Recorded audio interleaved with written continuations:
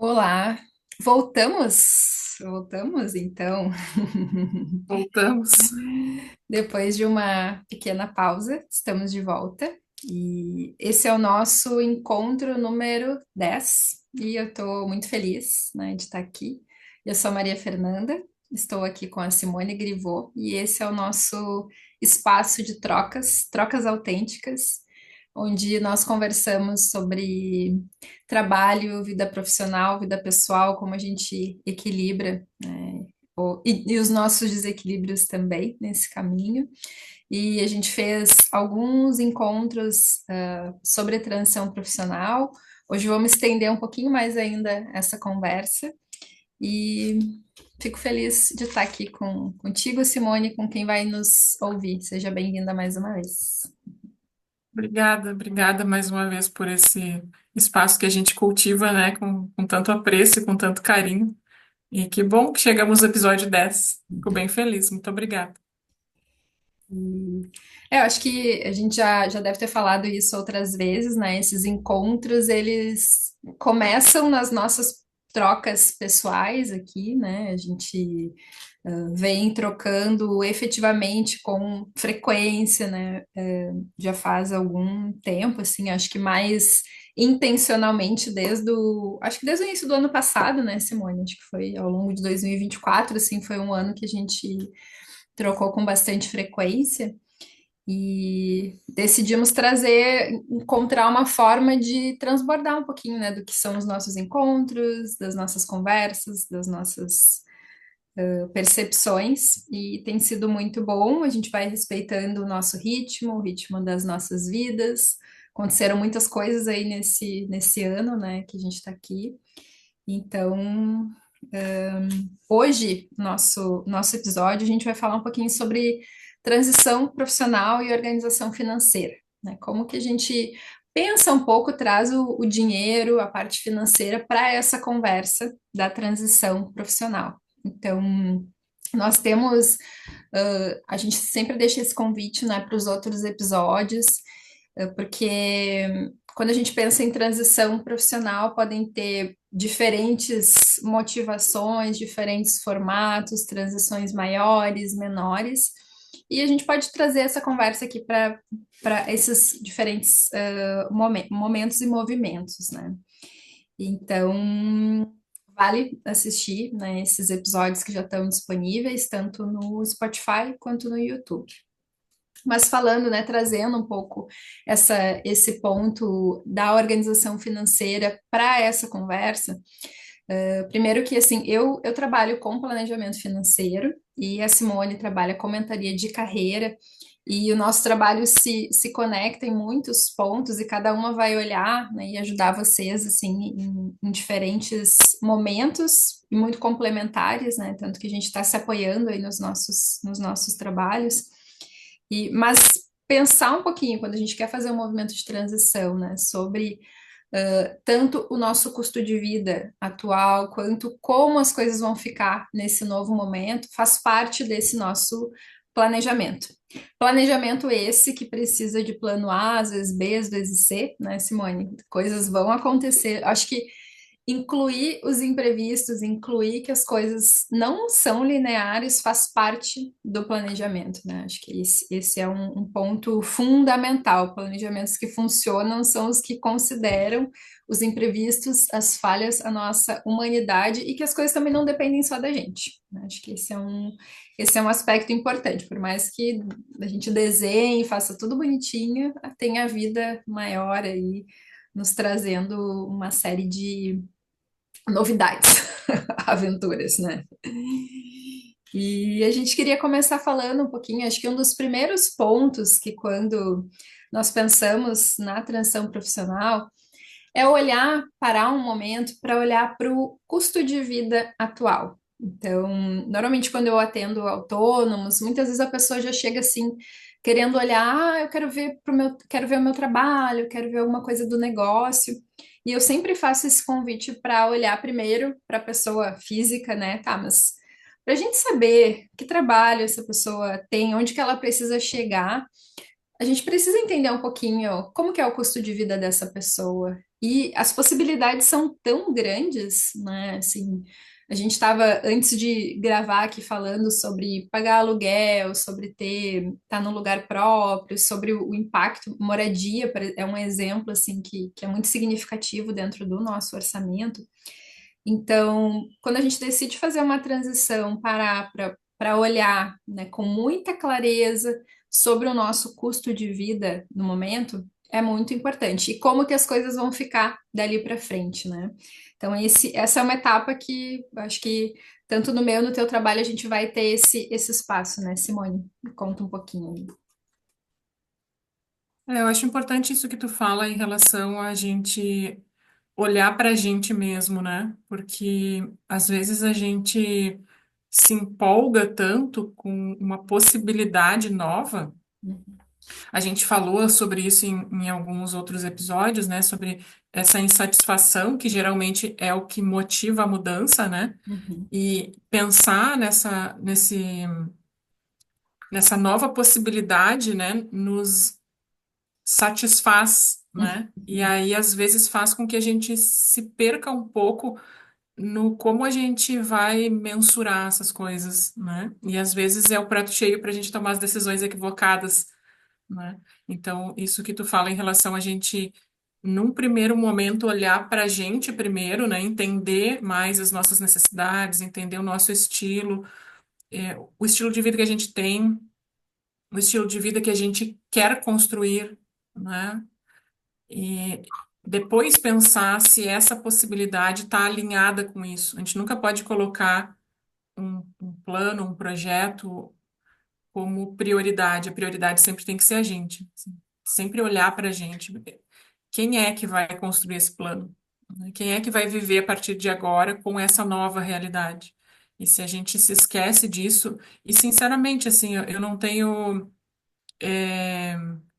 milindre de inferir isso, eu acho que isso é o que mais atrapalha na hora da gente fazer uma transição, né? É se enganar achando que esse negócio aí que eu tô vendo, seja um negócio ou seja uma nova atividade, seja o que for isso, né? Tô chamando de projeto, né? uhum, Olhar para isso como só trazendo coisas boas na vida da gente é onde a gente se engana, né? Ou a gente olha aquela pessoa que nos contou, ou aquela sei lá, às vezes as pessoas participam de um grupo e naquele grupo foi tratado sobre isso, ou foi, né, falado sobre essa ideia, ou tem pessoas que eu conheci ou que eu admiro e que já fizeram isso ou que fazem isso, a gente se transfere como se a gente fosse aquela pessoa ali para uhum, realizar aquilo, né? E aí está um grande equívoco, né, que pode levar ao fracasso aquele projeto que a gente está idealizando, né? E se a gente faz isso que tu sugeriu de dar um passo atrás e olha para a gente primeiro, e pode parecer perda de tempo, mas não é, né? O melhor investimento que a gente faz. uhum, Quem sou eu para fazer esse projeto, né? E uhum, não questionando quem sou eu no sentido de que eu posso ou não posso, mas sim quem eu sou. Quem realmente eu sou, né? Que características eu tenho, que estilo de vida eu tenho, que vontades eu tenho, que necessidades eu tenho, o que que eu posso bancar disso, né? O que que não dá para mim, o que que eu consigo aqui que eu tô empolgada. uhum. Mas e na hora que eu estiver meio desanimada, será que eu consigo, né? Tu trouxe um ponto bem importante, assim, a gente vai falar depois também sobre pensar na viabilidade do negócio, né? Pensar nessa parte daquilo que a gente está pensando em fazer, ou seja mesmo uma mudança só de mais lateral, assim, de trabalho, que é quando a gente está muito apaixonado e empolgado com alguma coisa, tem um aspecto arriscado nisso, assim, até no, a gente pode pensar num relacionamento, né? Quanto isso acontece, quanto a gente sabe quantas empresas fecham no primeiro ano de atuação. E apesar de saber os dados, né? Então existe esse, e aí dentro da parte das ciências comportamentais, né, se chama traz esse olhar assim, desse otimismo exagerado, então a gente costuma achar que o que nós vamos fazer vai ser diferente, apesar de que os dados demonstram, né, que as coisas funcionam de um determinado, os casamentos terminam, enfim, mas a gente sempre acha que o nosso tem algo muito diferente, assim, que não vai seguir naquele caminho, e às vezes a gente acaba desconsiderando algumas coisas importantes por essa essa paixão, assim, né, por esse excesso de otimismo. Então, o convite aqui é que a gente traga algumas ponderações, né, usar, claro, a nossa empolgação, a nossa, essa visão, esperançosa de como as coisas vão funcionar, mas junto com um planejamento prático, né, um olhar prático que é sentar e falar, quanto custa a minha vida hoje? Eu pago aluguel? Eu tenho casa própria? Eu tenho filho? Eu tenho que pagar a escola? Então, tudo isso vai desenhar e vai demonstrar um pouco também de qual é a tua flexibilidade. O que que nesse momento, e aí eu decidindo, vou fazer uma transição, né? Eu consigo ajustar alguma coisa nesse período para eu ficar um pouquinho mais confortável, para ter um pouco mais de flexibilidade e tempo quando eu olho para os meus custos? Não, eu não consigo. Então, essa pausa, né, que envolve a parte e que não é sobre números. Assim, a gente está falando sobre números, mas é bem o que tu trouxe, né, Simone? É olhar efetivamente o processo de autoconhecimento, o que que eu preciso hoje e como, para onde que eu estou indo, né? Então, eu trabalho muito no planejamento financeiro com cenários. Vamos pensar assim, se fizer isso, o que que acontece? E o que que acontece ao longo do tempo, né? Então, a gente olha os cenários, e não é fixando, e não é sendo pessimista, não é isso, mas vendo as possibilidades. As coisas podem ir para esse caminho, podem ir para o outro, e vai ser um processo de autoconhecimento, especialmente para quem está pensando em se tornar autônomo, começar um negócio novo, já completamente desorganizado, é um sinal que a gente precisa, é um ponto de atenção, né? Pensar que aí lá na frente tu vai conseguir desenvolver as habilidades, né? Esse eu do futuro vai ser muito mais. Sempre quando eu penso assim, hoje eu faço funcional assim, acordar de manhã bem cedo, terças e quintas. Eu sempre penso, é bom eu acordar cedo, mas na quarta-feira, tipo, no dia antes, eu sinto aquela dor, assim, é amanhã realmente que eu tenho que acordar mais cedo e agora tá escuro e não sei o quê. Então, no começo da semana parecia mais tranquilo, quando vai chegando mais perto, a gente precisa lidar, né, com o esforço que a gente precisa fazer. É diferente, então a gente sempre tem uma projeção que esse eu do futuro vai lidar com, vai ser muito mais esperto, inteligente, assim, sustentar muito mais coisas do que o nosso eu do presente, né? Então, acho que olhar para o custo de vida é um processo de autoconhecimento e vai ser muito importante, né, Simone, nessa etapa aí do planejamento. Ver o que que é possível, o que que é viável, né, Fernanda? Porque às vezes a gente olhando para aquilo que a gente tem ali de até valores que são compromissos, mesmo que a gente citou um aluguel, às vezes a pessoa tem um aluguel caro Uhum, ou tem um imóvel financiado e aquela parcela é alta, né? Ah, mas eu tenho isso, sim, mas e como seria se tu mudasse isso, né? O que que envolve, o que que implica que tu mude, né? Claro que aí a gente está falando de um exemplo bastante significativo, né? Que não é assim, né? Não é deixar de comprar um item, né? Não é deixar de pedir o iFood, né? É bem mais complexo, né? Do que um custo, assim, que a gente resolve com mais imediatismo. Mas o que que também interfere na vida da pessoa essas decisões, né? O que que traz de outras interferências ela mudar, né? Ou de casa, ou filho de escola, porque não é só a diferença daquele valor no mês, uhum, né? É todo o custo que é subjetivo também, uhum. E eu né? E acho que às vezes de esse é um como. custo que normalmente se desconsidera muito, assim, Uhum. né? Porque aí fica essa análise número a número, né? Ah, se eu morar aqui, é isso, se eu fizer. Ou, por exemplo, por isso que esse olhar para os cenários é tão importante, porque aí a gente coloca um pouquinho no papel e aí fica mais fácil de a gente conseguir processar e se visualizar nesses diferentes movimentos. Bem importante que tu trouxe esse ponto. Né? E eu acho que, da mesma forma que em momentos se desconsidera esse custo subjetivo, em outros momentos se supervaloriza, Uhum, né? Então, não, eu não posso lidar com essa possibilidade de o meu filho não estudar mais na escola X ou Y. Como assim que não existe essa possibilidade de eu diminuir, né? uhum, a nota lá, o nível de escola que meu filho estuda, e se supervaloriza também que a gente não vai dar conta desse custo emocional, né? Porque às vezes aquela outra escola que parece tão pior nem gera tanto prejuízo quanto naquele status de estar numa escola X ou Y, né? Às vezes é também o que que eu vou dizer para as pessoas se eu tiver que diminuir, se eu tiver que trocar o meu filho de escola, eu vou dizer o que para as pessoas? Ou o que que as pessoas vão pensar de mim se elas verem que agora eu não tenho mais o hábito X, eu tenho um hábito que custa mais barato? Também tem isso que eu acho que a gente também supervaloriza, né? Por isso que a gente está falando de também ser um processo de autoconhecimento, né? Essa análise do custo de vida, do estilo de vida, do que a gente valoriza efetivamente, o que faz a diferença, né, nos nossos dias.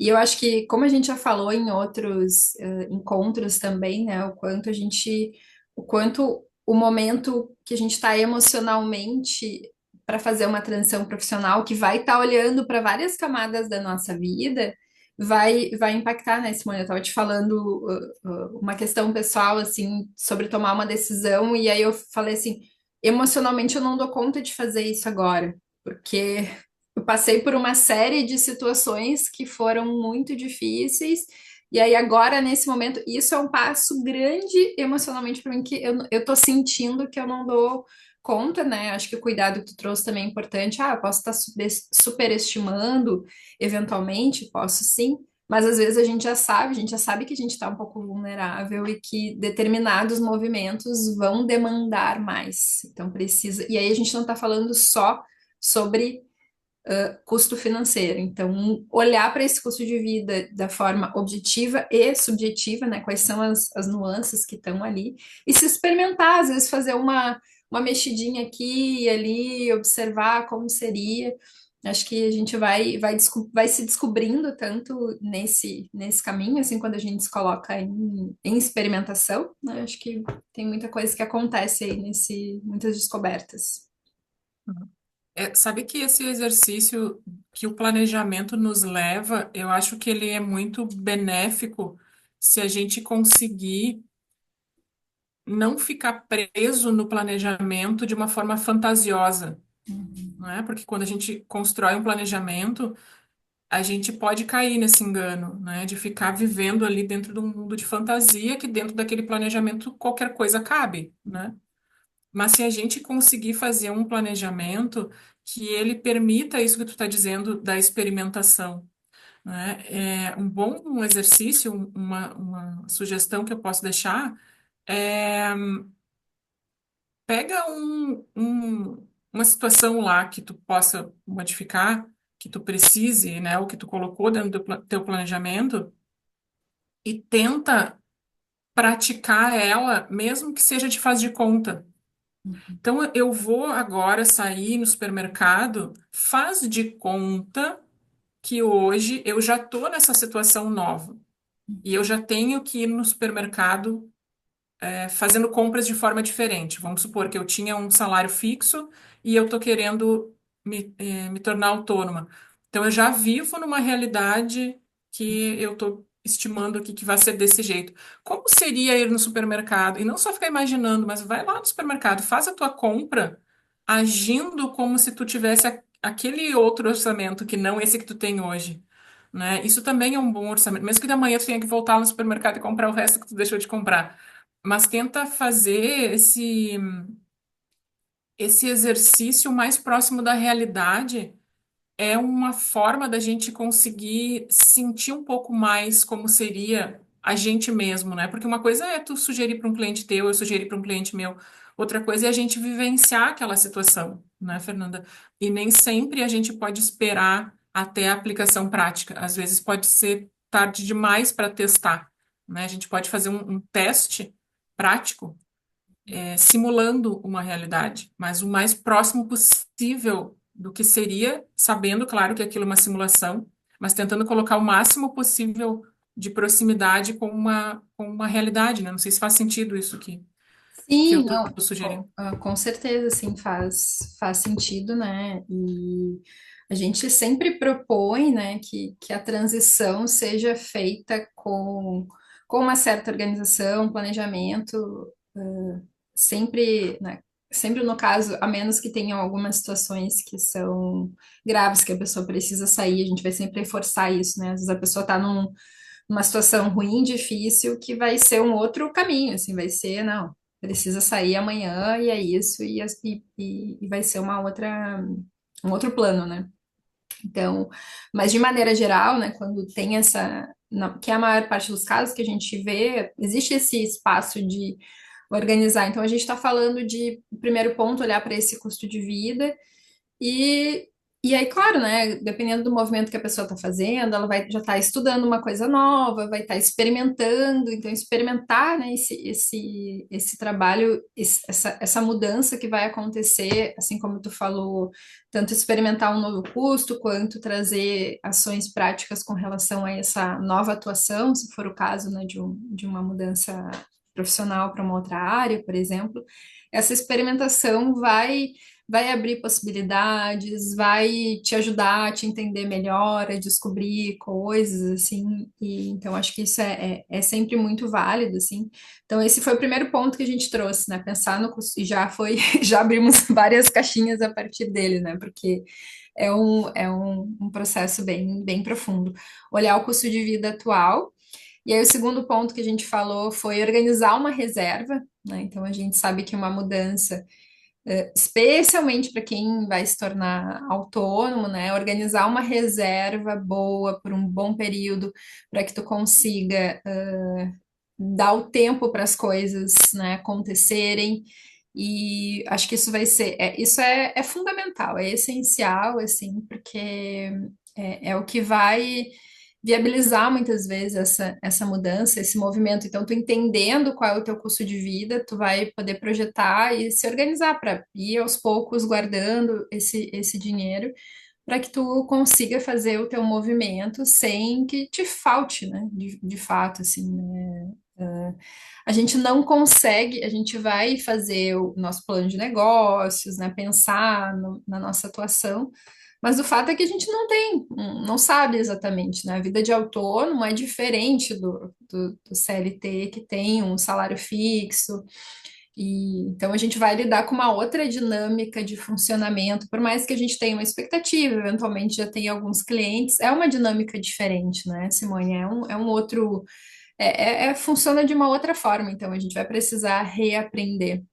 E eu pensei também, eventualmente eu já acompanhei pessoas que às vezes fazem uma escolha profissional, por exemplo, assim, vou optar por um trabalho em home office para me dar mais qualidade de vida. Às vezes a gente faz algum movimento profissional que pode até diminuir o salário da pessoa, né? Assim, não é só pensar no custo financeiro das coisas, né? Eu vou trabalhar mais perto de casa, eu vou reduzir o meu horário de trabalho para todos esses movimentos, olhar para esse planejamento, fazer uma reserva, vai te ajudar com que esse processo seja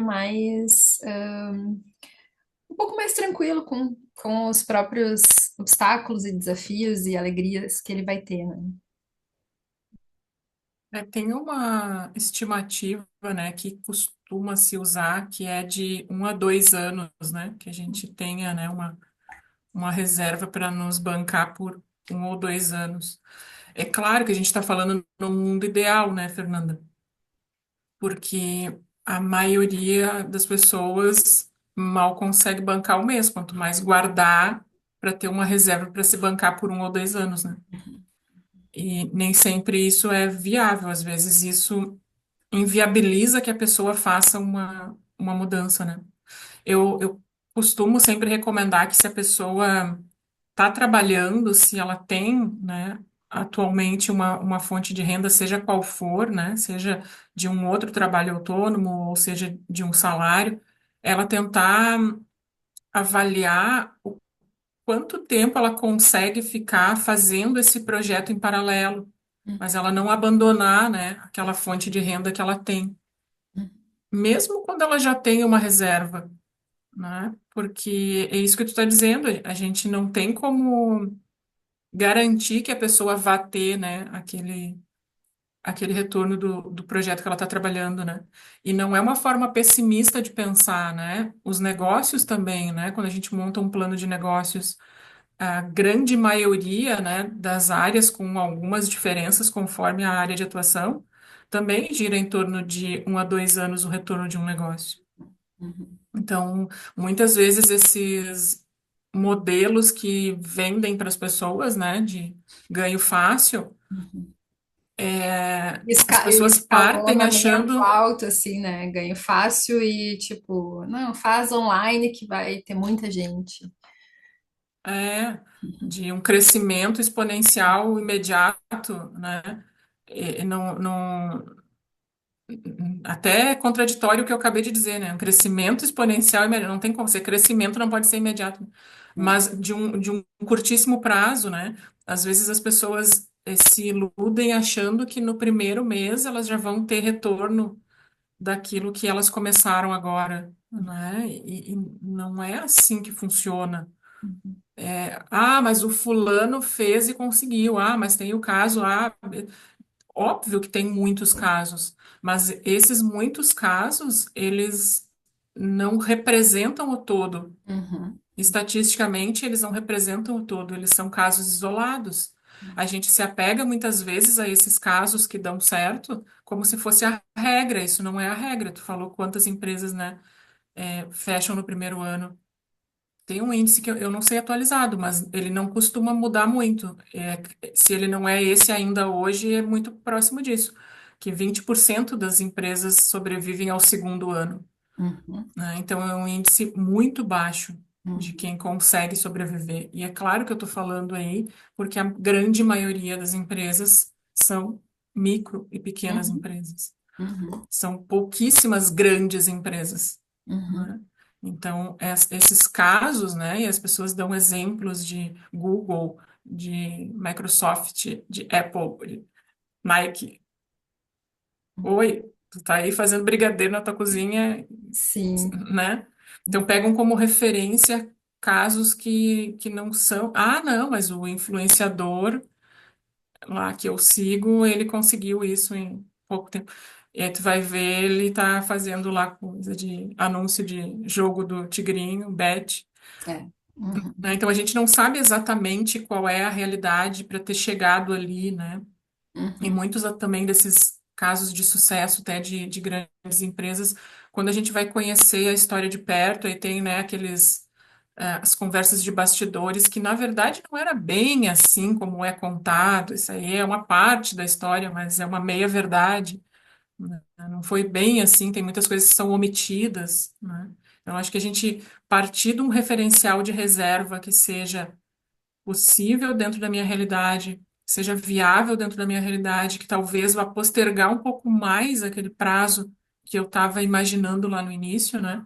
É o que vai garantir que eu consiga me manter nisso, mesmo fazendo ajustes, mesmo precisando mudar e aumentar até o prazo, às vezes, né? O planejamento prevê isso também, né? Que a gente faça esses ajustes, né? uhum. Não, acho que nossa, é fundamental, assim, essa questão da reserva. E para quem já consegue, né? Eu fiz bastante isso, assim, enquanto eu estava ainda no meu trabalho, eu fui estudando, me capacitando, tendo outras, né, experimentando. Eu dava aula de yoga para as minhas amigas, né? E aí eu tinha uma turma num espaço de uma amiga que atendia como terapeuta, então quando eu saí, eu já tinha clientes e já tinha experiência também, né? Que não era total uma novidade, né? Eu usei alguns espaços do meu tempo para essa preparação, né? E aí também, e esse mesmo movimento também de ir juntando, montando essa reserva para ter esse tempo depois, assim. E porque aí a gente vai pensar aí o terceiro ponto que a gente vai trazer aqui, né, que é pensar financeiramente nesse negócio, se é para ser, se é um movimento de trabalho para se tornar autônomo, E até mesmo, né, um movimento, de repente, de uma mudança profissional dentro da organização, porque aí é onde a gente junta aquele custo de vida que a gente pensou com a prática real. E aí é onde a gente precisa ter muitos e muitos cuidados, porque às vezes a gente desenha um plano que mesmo que o negócio dê tudo certo, não vai chegar no valor que a gente precisa. Então, assim, eu vou, tu deu um exemplo, né? Vou vender brigadeiro, não sei o que lá.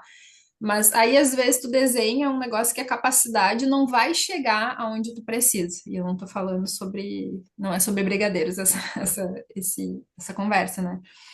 Então, acho que é muito importante, sabendo sobre o teu custo de vida, qual é o movimento que tu pode fazer, isso juntar com aquilo que tu tá buscando, com o potencial, e aí a gente tem dados, a gente tem referências, a gente pode pensar, a gente vai montar todo um, né, tanto eu quanto a Simone trabalhamos de uma forma bem personalizada, cada caso vai ser um caso, então não tem como dizer, né, um funcionamento geral, mas olhar para isso e efetivamente entender se aquele trabalho, aquele movimento que tu pode, chega ou no que tu precisa, na tua necessidade, tem outras referências que podem contribuir para ti, que sejam relativamente, tem algumas semelhanças, né? Não é aquele case único lá do YouTube, enfim, acho que trazer aproximar mais da nossa realidade para que a gente consiga entender essa viabilidade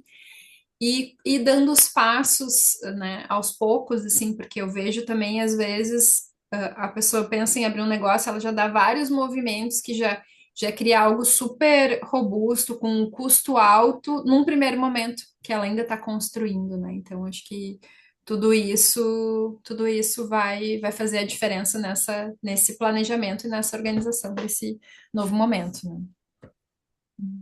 né? Tem uma máxima que é pense grande e comece pequeno, né? Senão a gente faz uma coisa que é muito fácil de aumentar o risco desnecessariamente, né? De repente a pessoa podia começar com uma loja virtual e ela já quer abrir a loja no shopping. Não, calma. Quem sabe tu começa um pouquinho menor, né? Esse exemplo que tu deu, assim, ele é real. Esse tempo eu estava ouvindo um podcast da minha professora, acho que ela deu um exemplo que era exatamente esse, que era, a pessoa faz brigadeiro e aí ela decide alugar um espaço para escalar o trabalho dela. Então ela fazia em casa e ela tinha uma renda boa para ela, assim, eu acho que no exemplo era, sei lá, ganhava uns 8.000 por mês e ela conseguia vender num determinado formato. E aí ela foi eu ter um espaço, aí além do espaço precisava de uma pessoa para trabalhar, e foi crescendo, inchando os custos, né?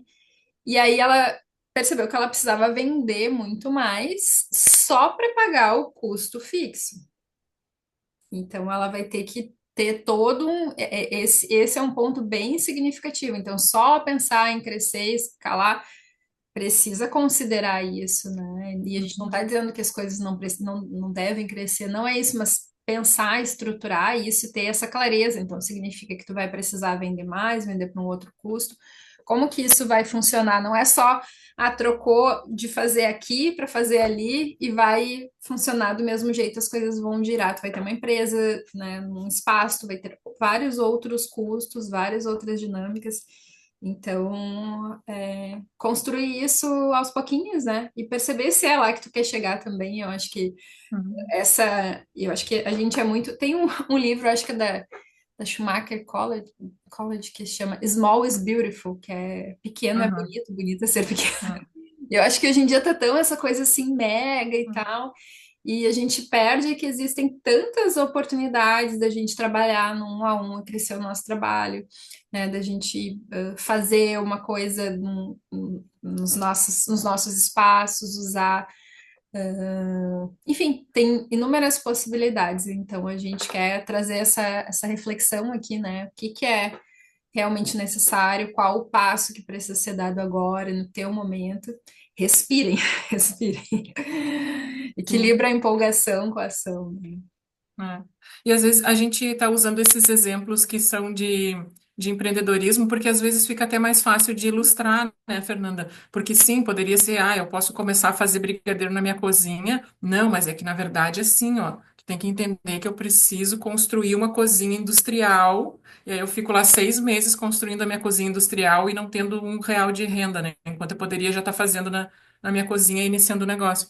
Mas um exemplo também para qualquer outro tipo de atuação e que eu vejo com muita frequência isso acontecendo e te digo isso de bastante tempo, né? Eu acho que desde o início que eu comecei a trabalhar com esse tipo de atuação até hoje ainda continuo vendo isso, é as pessoas investirem valores muito altos em formações.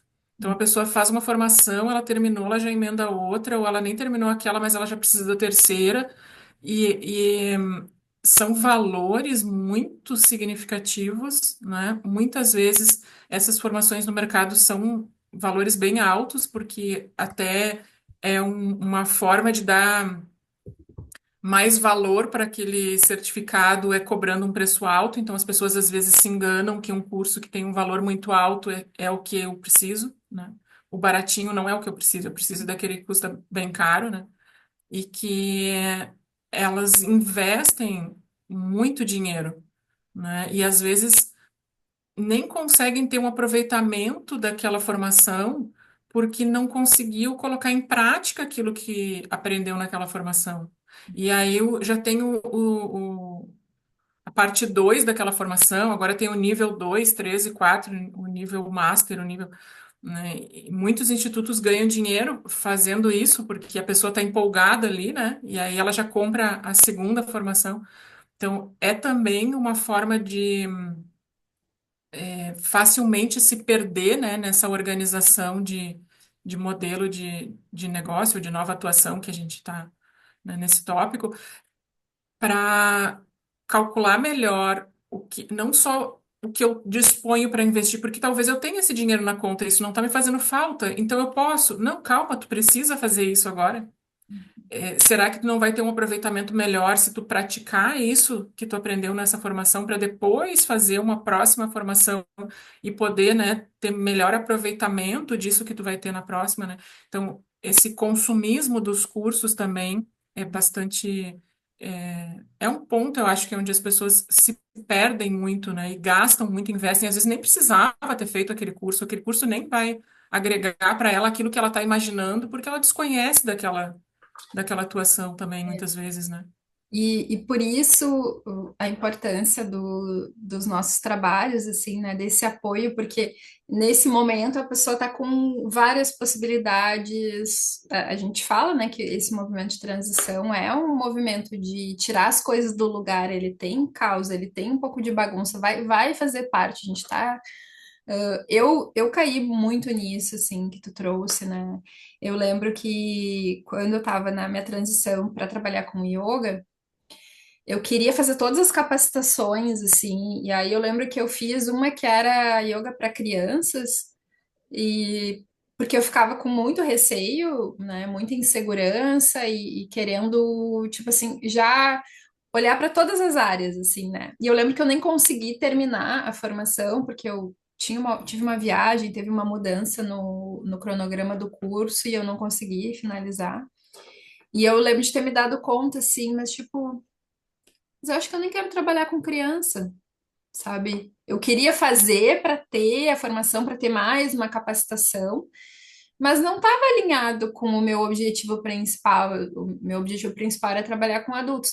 Mas quando eu fiz a minha transição, essa transição, eu tinha muito apoio terapêutico, mas pouco apoio profissional, assim, eu sinto que foi uma coisa que talvez alguns, que é muito esse trabalho que a gente está oferecendo, né, assim, diante de todas essas oportunidades, às vezes a gente não consegue mesmo ter esse discernimento e um olhar externo vai nos ajudar, né? Um olhar externo que esteja buscando nos apoiar, porque a gente também sabe que tem muitas pessoas que se aproveitam um pouquinho dessa vulnerabilidade ali para vender o outro curso, não sei o que lá e não sei o que lá.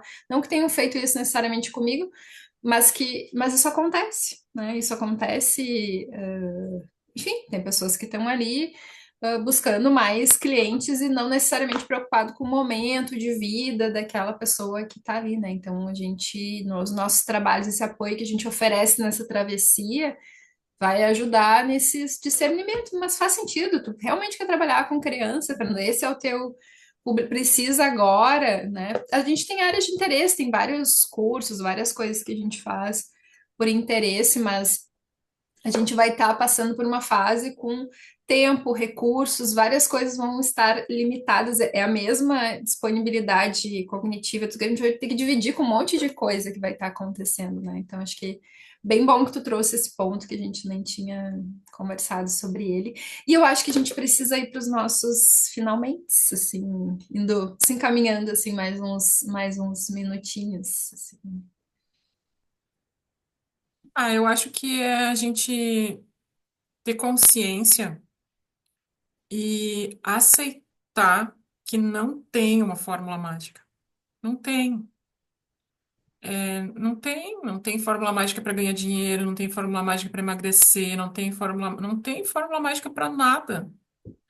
E em muitos momentos a gente se ilude que, mas é que talvez tenha, mas é que eu ainda não descobri. Essa aqui não era, mas aquela ali pode ser que seja, né? O próximo, tem um amigo meu que fala que o próximo, é que esse não foi ainda, mas o próximo vai ser. E não, o próximo também não vai ser uma fórmula mágica. Ele vai ser até que tu descubra que não é, né? Então, eu acho que aceitar, sabe? Porque saber todo mundo sabe, mas a gente tende a se iludir que vai que tem eu só que não descobri, né? Outras pessoas sabem, eu é que não sei ainda. Então, acho que é aceitar que não tem fórmula mágica. Pode sim ser que em algum momento alguma coisa aconteça e dê muito certo, assim, né, de uma forma inesperada. Tomara, né? Eu sou super esperançosa e otimista nesse sentido, mas a gente tem que ser realista de aceitar que não tem fórmula mágica. Não tem. E o risco que a gente vai correr, ele precisa ser calculado, porque senão é uma forma da gente lidar com irresponsabilidade, né? A gente é irresponsável quando a gente se coloca num risco que não deveria se colocar. Então, calcular esse risco. Não, correr risco, sim, a gente corre sempre o tempo todo. A gente levanta da cama e bota o pé no chão para levantar, tá correndo risco, né? Pode tropeçar, cair, bater a cabeça e morrer. Mas viver, né, exige risco. Mas que risco que eu posso assumir e calcular aquele risco, fazer um risco de forma organizada, prevendo, né, o máximo possível. Por isso que a gente faz planejamento. Por isso que tu ajuda, né, no planejamento financeiro, ajuda no planejamento de carreira. Por isso que o trabalho da gente tem tanto valor para as pessoas, porque é parar e pensar sobre as coisas que a gente vai dar os próximos passos e ir dando os próximos passos, não é para criar obstáculos, é para facilitar, mas que a gente consiga, minimamente a gente consiga assim ter uma pré-visualização antes de dar o passo. O máximo que a gente conseguir traçar de cenários para dar melhores passos e fazer melhores escolhas e que essas escolhas tenham mais chance de êxito. Eu acho que essa é o meu recado final. É por isso que a gente oferece um acompanhamento, né? Que é as coisas elas vão acontecer, vão mudar de novo, e a gente vai estar ali junto nessa travessia para ir reajustando, né? O plano A, o plano B, o plano C, enfim, o que precisar.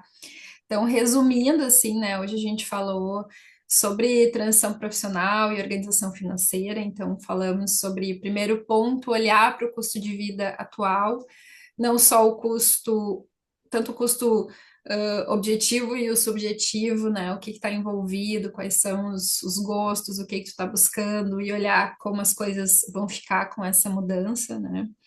Organizar uma reserva, pensar de 1 a 2 anos. Então, assim, aí a gente sempre vai trabalhar de forma personalizada, olhando a realidade de cada pessoa, né? Mas tem alguns, mas pensar um pouquinho nesse tempo já dá um direcionamento, né? E isso talvez mude a expectativa que tu tinha de como o tempo que as coisas aconteceriam, mas vai dar um fôlego lá na frente, né?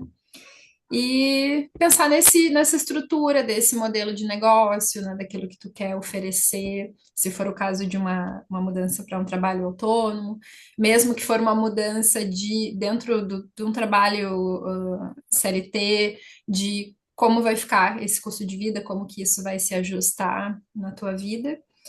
E eu acho que é isso. Esses são os principais pontos, né? E a gente está aqui à disposição para acompanhar vocês. Então, aqui tem todas as informações, eu sempre coloco lá do nosso Instagram para nos conhecerem mais. E muito obrigada, Simone. Feliz que a gente está retomando aqui no nosso ritmo. E a gente se vê no próximo. Obrigada. Obrigada, Fernanda. Tchau, tchau. Tchau.